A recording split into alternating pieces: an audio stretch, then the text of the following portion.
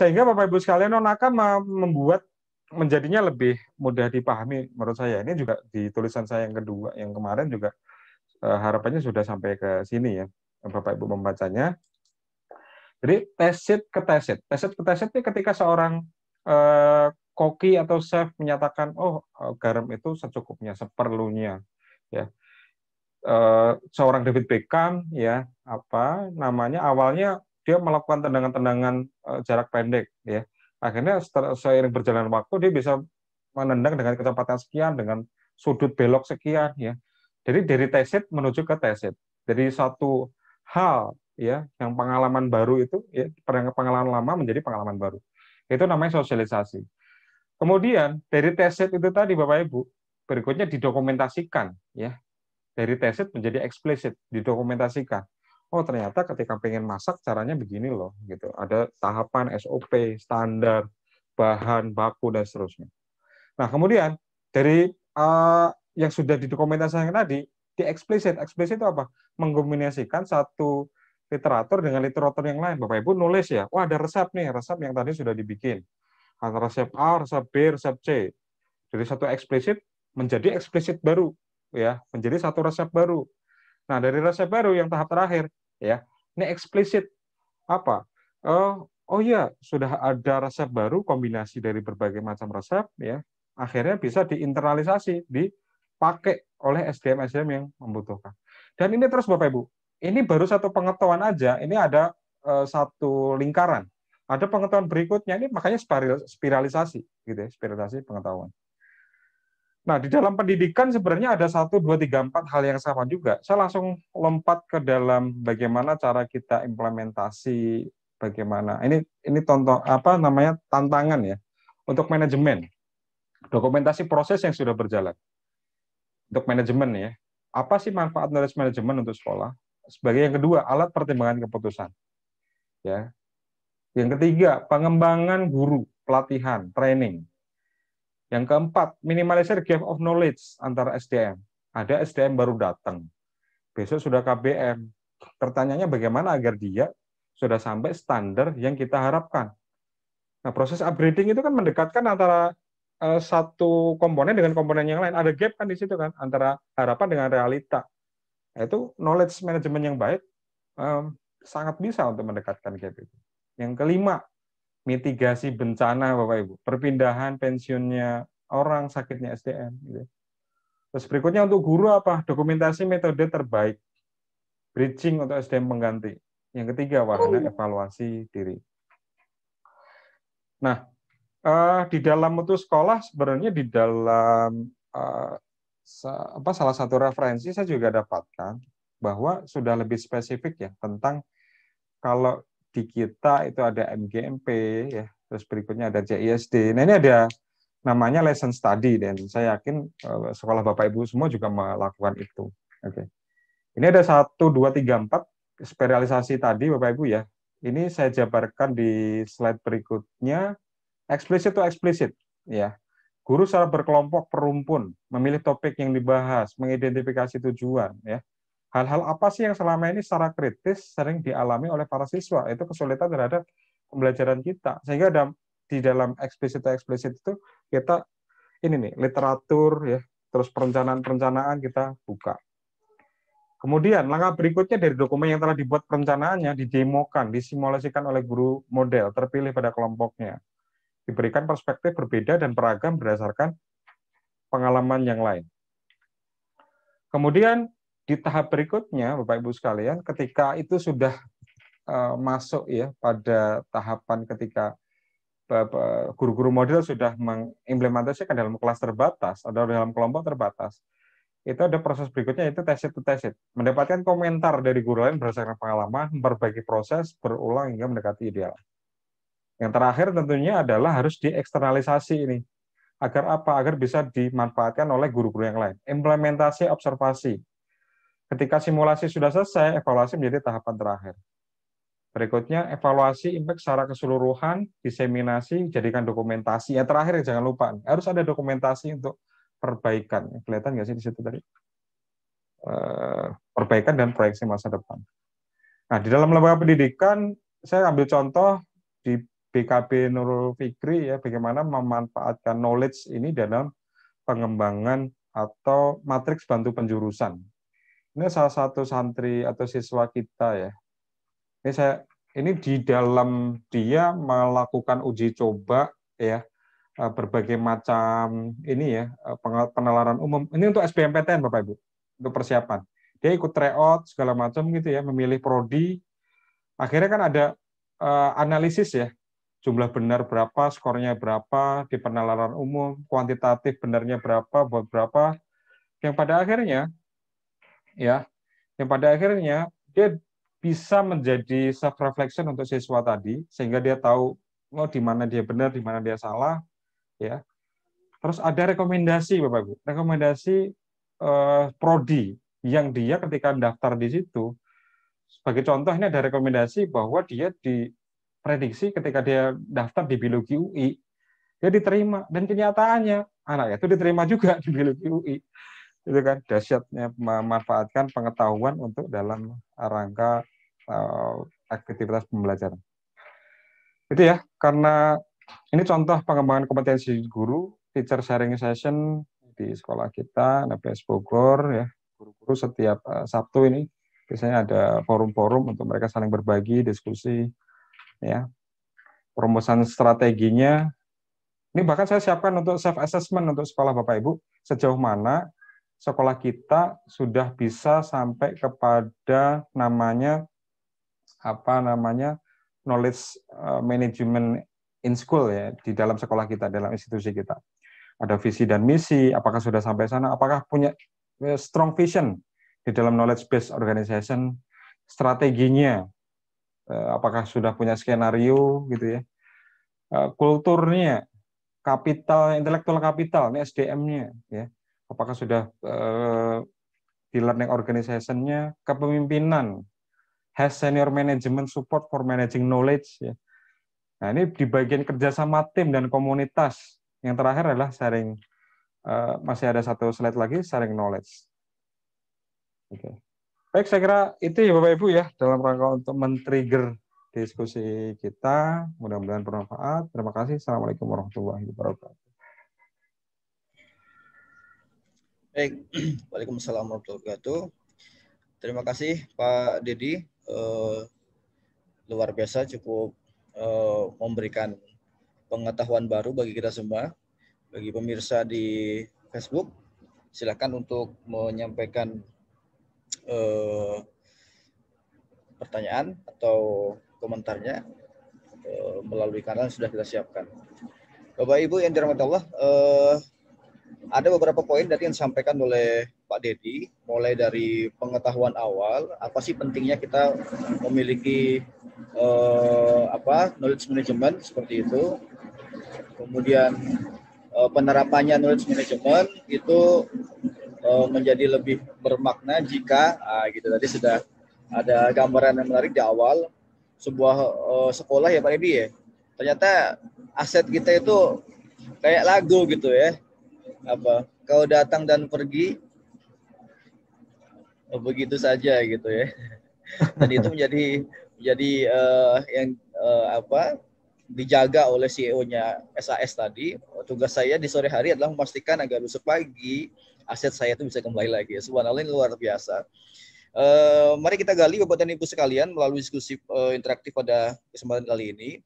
Sebelum kita ke Facebook, ini kita lihat dulu di layanan chat kita, sudah ada beberapa asosiat yang menanyakan. Yang pertama ini, ini Pak Rahmat memberikan penguatan bahwa tentang konsep FNQ ya, yang diterapkan itu merupakan bagian SOP yang harus ada di sekolah, yaitu representasi dari knowledge management. Itu mungkin tadi sudah Pak Dedi sekilas ya sampaikan tentang SOP. Ini dari Bu Deka, ya Bunda Deka ini dari Bina Ilmi, beliau menanyakan Pak Dedi ini berarti pengetahuan baru ya, new knowledge di sini yang Pak Dedi sampaikan itu bisa nggak diartikan sebagai bentuk inovasi dari lembaga gitu. Jadi tadi kan ada Pak Dedi mengatakan tahun ini A, tahun depan A plus B, bahkan mungkin B aksen gitu. Barunya itu di mana gitu Pak Dedi? Oke, silakan Pak Dedi. Baik. Eh, dari siapa dulu nih? Bu Deka dulu ya. Boleh, boleh dirangkum ya. Eh, jika pengetahuan baru itu diartikan sebagai inovasi. Oke. Jadi tantangan sekolah itu kan sebenarnya mengelola masa lalu dan mengelola masa Wah, depan. keren itu. Mengelola masa lalu itu terkait dengan masalah-masalah yang kita hadapi daily rutin, gitu Sat ya. Daily rutin itu ya ada anak yang nggak masuk di pembelajaran, ada anak yang nggak aktif, itu sebenarnya hal-hal yang sifatnya masa lalu, ya. Bahkan masa lalu dan masa kini lah bisa kita bilang seperti itu. Nah, di masa depan kita kan bicara tentang tantangan yang akan kita hadapi. Nah, itu babnya adalah bab inovasi, gitu ya.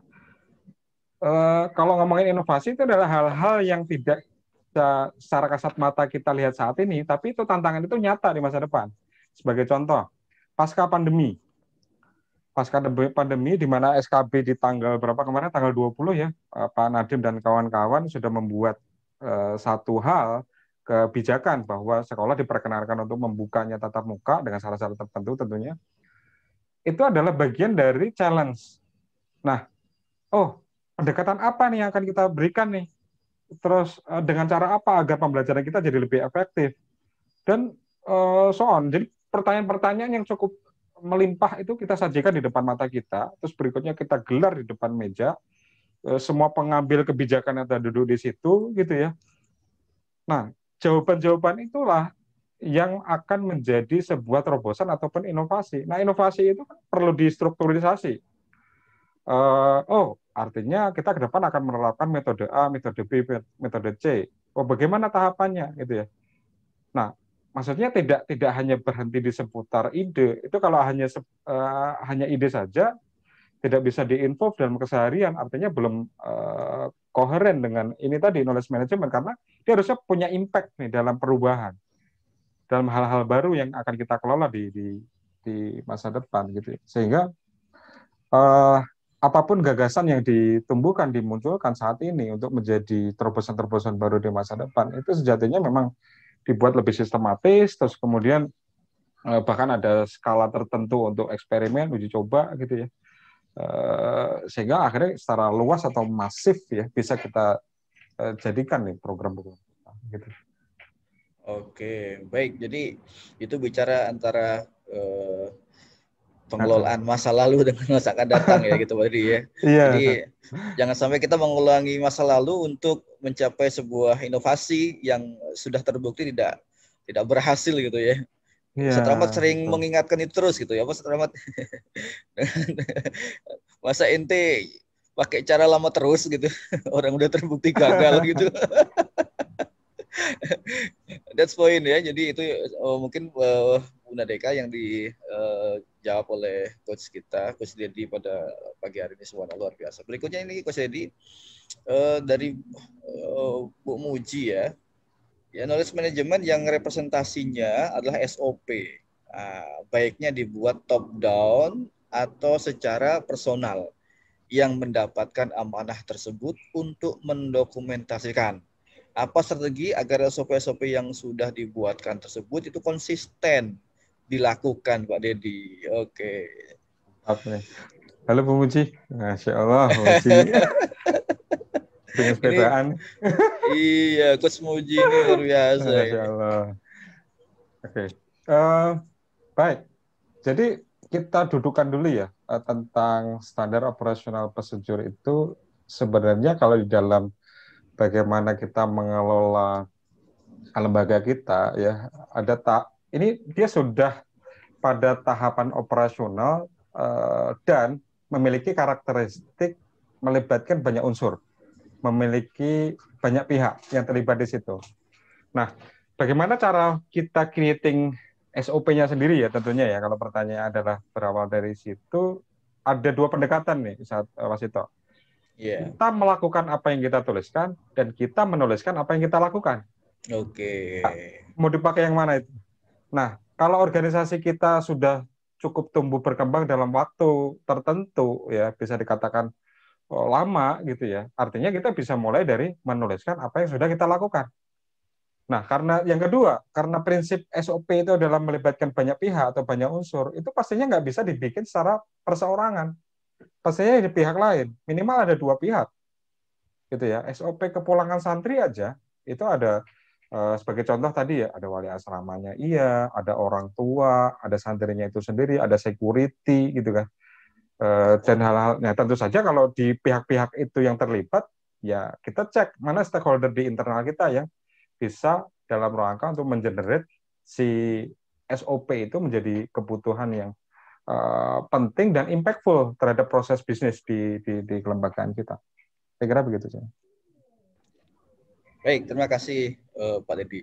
Itu mungkin Bu Muji. Jadi tadi kata terakhir tadi impactful-nya. Itu impactful-nya itu dapatnya di mana? Berefek nggak sih dengan SOP yang, dan mungkin SOP itu juga kadang kita sering bertahan lama ya Pak Dedi ya.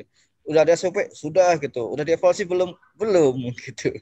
Ternyata SOP menjadi kayak kitab suci. Iya. Iya.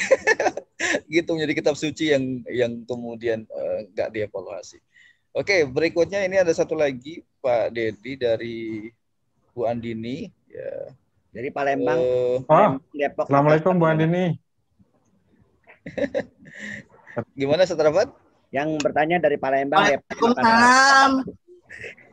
Barakallah Pak Dedi. Sehat Bu Andini. Ya alhamdulillah sehat. Kali Bunda Dini langsung aja. Semoga semuanya sehat. Oke, Bu Andini ini di kolom chat menyampaikan pertanyaan Pak Dedi.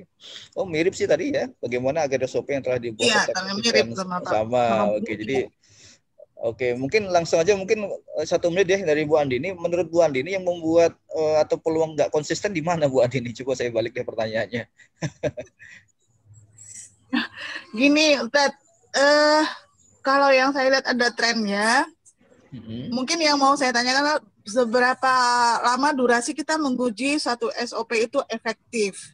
Karena yang saya lihat itu gampang sekali diubah-ubah SOP-nya, hanya karena mungkin dalam tanda petik kurang sabar menunggu hasil mungkin ya. Kurang sabar menunggu hasil. Ya, kadang-kadang seperti itu yang saya lihat trennya, sehingga di bawah sana, loh kok udah ganti lagi SOP, kok udah diganti lagi, kesannya seperti itu. Dan itu kurang bagus lah kalau menurut saya. Kurang lebih mungkin ada tips gimana menguji durasinya ya, menunjuk apa? Karena SOP itu sendiri kan sebenarnya membentuk budaya kan, ujung-ujungnya seperti itu, ya membentuk habit sebenarnya. Cuman ya itu karena banyak yang dilibatkan, banyak yang mungkin harus move on, dan ya dan ada yang juga ingin cepat hasilnya, sehingga udahlah ini kayaknya kelamaan gitu, diganti lagi. Jadi kesannya seperti itu. Ya kayak model kayak kurikulum gitu loh. Dikit-dikit ganti seperti itu. Dikit-dikit ganti kok cuma dikit-dikit gitu Ibu Andini ya. Banyak dong. Banyak dong sekalian gantinya. Ya. Baik Bu Andini, cukup barangkali? Ya. Oke. Boleh, silakan Pak Dedi. Baik, menarik ya kajian tentang SOP. Tapi perlu kita garis bawahi bahwa SOP itu the part of knowledge management ya, sehingga bagian tersendiri dari ini. Yang pertama, SOP harus ada tuan rumahnya dulu. Ya. Tuan rumah itu dia berfungsi sebagai regulator dan juga evaluator. Dan dia memiliki satu bisa dibilang ada dashboard di situ yang dia bisa melihat sejauh mana si SOP ini akan berlaku dan evaluasinya seperti apa. Itu yang pertama, ada tuan rumahnya dulu. Terus yang kedua, kita membuat SOP itu kan basisnya adalah tujuan kan. Selama relevan dengan tujuannya. Contohnya gini, SOP kepulangan santri. Tujuannya adalah satu, ketika dia santri akan pulang, pihak-pihak yang berkontribusi terhadap kepulangan itu mendapatkan informasi. Nah, kita cek kan, mendapatkan informasi atau enggak. Jadi, kalau itu sifatnya perbaikan, harusnya itu sifatnya revisi aja. Jadi bukan minor gitu artinya ya. Ini ada part of SOP. Ini ada bagian-bagian, si A akan mengerjakan apa, si B akan melakukan apa, si C akan menjabarkan dalam bentuk apa. Itu kan sudah clear default, sudah detail gitu ya. Bahkan itu ada, oh ini harusnya di tahapan yang dilakukan oleh wali asrama misalkan, wali kelas misalkan, itu harusnya nggak lebih dari 1 hari, ya, atau nggak lebih dari 5 jam misalkan, itu juga harus detail. Nah, input-input seperti itu kan harus dilakukan secara ini ya, Bapak Ibu sekalian ya, terukur. Terus berikutnya memang ya betul tadi kata Bu Andini,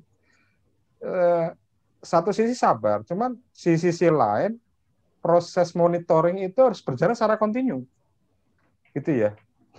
Sehingga pada akhirnya ketika akan ada perubahan, dan itu juga kita sepakati, jangan sampai SOP terkait dengan pembayaran SPP misalnya, itu berubah-ubah karena itu akan merepotkan banyak pihak. Sehingga yang keduanya adalah disepakati timeline ketika ada revisinya sebesar apa, terus di dalam perubahannya itu rentangnya berapa lama. Nah, itu dia harus menjadi komitmen atau kesepakatan bersama, gitu ya. Oh, 1 tahun sekali misalkan. Jadi kita hanya akan melakukan revisi SOP itu di bulan Juli saja misalkan. Ketika ada hal-hal yang di tengah jalan ternyata didapati, oh ada A, ada B, ada A, ada B, itu menjadi catatan gitu ya. Jadi dalam 11 bulan berikutnya, catatan-catatan itu tuh yang menjadi komponen untuk perbaikan di bulan-bulan berikutnya. Mungkin Begitu, Pak Dedi, kalau kita gabungkan dengan konsep tacit and explicit tadi, itu menarik ya Pak Dedi ya? Gimana Pak Dedi? Oke. Nah, tacit dan eksplisit itu di dalam penggunaan SOP gitu ya. Kalau SOP itu lebih kepada prosedural, ya namanya juga SOP, sehingga kalau dia dipahami sebagai sebuah pengetahuan, dia pengetahuan yang sifatnya dia lebih banyak di eksplisitnya sih kalau saya lihat. Betul, Tapi betul. Pembuatan SOP itu kan dari tacit ya, dari Betul. pengalaman ya, dari realita dan seterusnya. Begitu Pak. Ya artinya tadi mungkin Bu Andini tadi temuan-temuan itu yang nggak sabar tadi dan seterusnya itu tacit, ya kan, tacit yang harus kita Pak Dedi, kita dokumentasikan dulu gitu barangkali ya. Iya betul, dokumentasi. Sehingga nanti waktu kita akan rearansemen gitu kan, itu akan lebih bermakna ya SOP kita. Itu barangkali cukup menarik sekali. Iya, menarik banget itu nanti dari Bu Nova ya. Oh iya, satu lagi dari Bu Nova ini barusan masuk pertanyaannya, kita lihat, bisakah KM mengalami kegagalan? Apa yang menyebabkan dan bagaimana agar tidak mengalami kegagalan? Poin-poinnya aja Pak Dedi. Oke, monggo Pak Dedi. Mantap ini. Sebenarnya pengetahuan itu kan reflektif. Artinya gini, kalau kita melakukan A gitu ya, dan di kemudian hari kita dapat A, berarti sesuai harapan. Itu dapat satu knowledge kan. Tapi di kemudian hari kita melakukan A, kita akan dapat B. Itu juga sebenarnya satu knowledge lagi. Jadi sebenarnya tidak ada yang gagal dalam pengelolaan pengetahuan. Justru itu menambah satu hasanah atau satu insight lain di dalam kita merancang ya sebuah pengelolaan organisasi. Ya, kalau barangkali yang dianggap gagal, mungkin gagalnya diimplementasi biasanya nih. Kalau di knowledge-nya sendiri enggak secara keilmuan gitu ya. Tinggal kita bagaimana, kan ada tahapan tuh. Ada pertama tuh discovery-nya tuh dulu ya. Di bagian discovery, terus berikutnya di bagian capturing ya kan, terus bagian sharing-nya, terus bagian di involvement itu tadi. Nah, di 4 tahapan itu di dalam pengelolaan knowledge management, kalau discovery-nya kita di dalam merekam semua peristiwa-peristiwa yang berjalan di dalam realitas sehari-hari, ya itu di tahap berikutnya sih insya Allah oke. Tapi kalau kita gagal menangkap, nah barangkali di cara kita menangkap itu yang keliru. Gitu ya, harusnya dengan pendekatan kuantitatif, tapi dia menggunakan pendekatan-pendekatan yang lain, atau barangkali salah metodologi barangkali. Jadi discovering and capturing-nya barangkali nggak mix and match bisa jadi. Jadi salah menyebar data misalkan, salah menggali feedback, salah menyimpulkan, dan akhirnya yang kita nikmati adalah kesalahan-kesalahan yang akumulatif itu. Saya kira mungkin ininya di situ ya Bapak Ibu sekalian. Tapi dari sisi bagaimana cara kita mengelola pengetahuan yang terserak-serak itu tuh sebenarnya yang menjadi tantangannya untuk kita.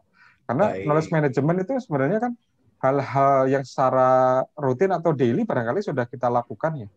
Tinggal bagaimana mengkompilasinya menjadi suatu hal yang menjadi lebih bermakna gitu ya. Baik, baik. Baik. Mungkin Pak Dedi, kalau kita mau lebih jauh kayaknya waktu kita perlu ditambah Pak Dedi ya. Luar biasa gitu ya. Jadi mungkin saya mungkin mau nambahin dikit sebelum nanti Pak Rahmat memberikan penguatan. Kalau dari yang saya baca Pak Dedi ya, itu ada proses namanya input, kemudian transformasi dengan keluaran atau output yang kita harapkan ketika menggunakan knowledge management gitu ya. Jadi kita udah membayangkan output yang kita mau dapatkan apa dulu gitu ya. Sehingga kita akan mundur, oh transformasi seperti ini, dan knowledge yang dibutuhkan itu bukan difahami sebagai hal yang tidak bermakna nantinya. Mungkin gitu ya Pak Dedi ya? Ya, terima kasih Pak Mas. Baik. Ada input, ada proses, ada output gitu ya. Iya. Di tengah-tengahnya ada ini, ada apa? Transformasi.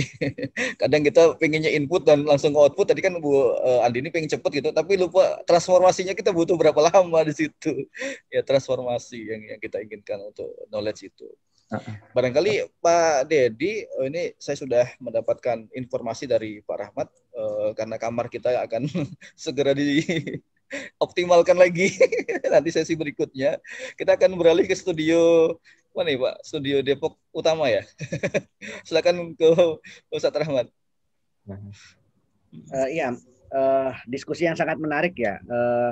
Mohon maaf tidak bisa lama karena kita akan kamarnya akan dipakai oleh ruangnya dipakai oleh meeting lain. Jam pas 9.30 kita akan ada agenda. Masya Allah Pak Dedi, terima kasih banyak knowledge sharingnya pagi ini tentang knowledge management. Jadi ini memang ilmu mempelajari ilmu ya. Karena bagaimana ilmu berkembang di perusahaan. Tadi Pak Dedi membuka dengan bagus sekali case yang kita hadapi. Ya saya pikir bukan cuma kisahnya Mr. D ya, tapi Pak D dari ponakannya kan. Sharing tentang Tanaka yang kemudian menginspirasi Nonaka. Bahkan itu menjadi disertasinya dia kalau nggak salah di Harvard. Kemudian yang menariknya memang saya memberikan catatan tentang understanding QM itu understanding salah satu prasyarat yang tadi Pak Dedi jelaskan tentang proses tacit to explicit knowledge. Tacit to explicit, explicit to tacit. Tadi yang disampaikan oleh Bu Andini itu kan awalnya ada tacit, wah kita kayaknya begini-begini, oh oke, kalau gitu harus ada explicit, dibuat SOP kan, kata Pak Dedi, SOP. Lalu SOP ini, wah nggak sabar nih pengen dapat hasil dan sebagainya. Itu ada tacit knowledge yang mengakibatkan kayaknya perlu revisi dan sebagainya. Berapa lama? Tentu every SOP berbeda-beda. Tetapi kalau belum dipakai udah direvisi, namanya belum pernah jadi SOP. Begitu Pak Dedi ya. Bapak Ibu rahmatullah, terima kasih banyak. Saya pikir diskusi ini menarik sekali. Apakah kemudian kita masih akan melanjutkan tentang implementasi QM di sekolah atau kita mendiskusikan sisi lain? Saya pikir di forum-forum diskusi buku associate bisa kita diskusi lagi nanti lebih dalam. Bulan depan jangan lupa kita masih ada diskusi buku associate juga yang detailnya nanti kita akan bahas. Dan saya pikir itu terima kasih banyak Pak Dedi, Pak Wasito atas kesediaannya mempersembahkan bagaimana mengolah pengetahuan ini ke publik dalam memperingati Hari Guru Nasional. Selamat Hari Guru. Jalayalah Guru Indonesia. Terima kasih. Baik, terima kasih Pak Rahmat.